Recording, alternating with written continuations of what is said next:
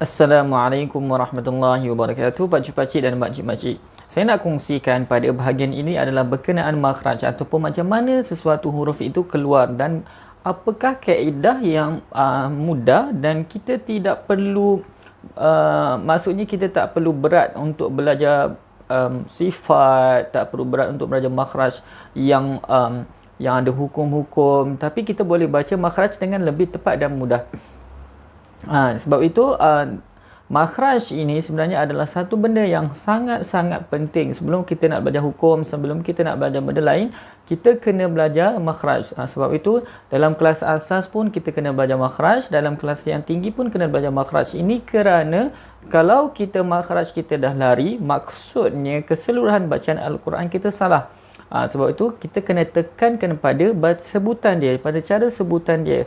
Bukan orang kata yang banyak yang terjadi adalah kita banyak tekankan pada bahagian tajwid. Tajwid itu penting tapi dia melibatkan kesalahan yang bersifat sifat ataupun kita kata kesempurnaan pada bunyi. Tetapi makhraj adalah dia boleh menyebabkan kesalahan huruf dia lari dan maksud dia lari. Jadi itu adalah satu kesalahan yang sangat besar.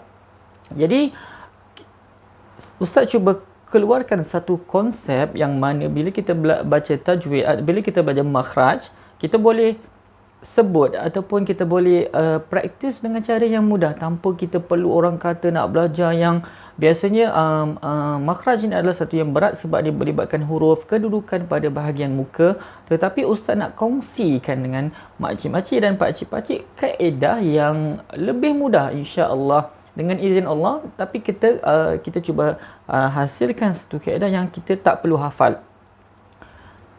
Okey, saya nak share 3 huruf pada hari ini ataupun pada sesi ini saya nak share cara nak baca mudah 3 huruf, iaitu huruf za, tha dengan dha. Okey, cuba tengok kalau bahagian ini, kalau kita tengok pada bahagian ini, kita tengok huruf dha, dia sedikit melengkung, ataupun kalau kita tengok huruf dal dengan tha dia ada macam ada hujung lidah keluar. Itu yang kita panggil huruf gigit.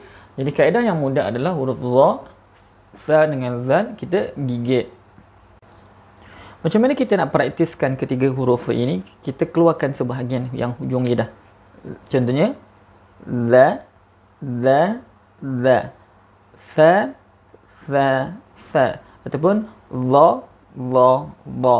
Maksudnya dia yang kalau kita tengok gambar tadi, dia melengkung huruf dha, dan huruf tha dengan za dia mendatar.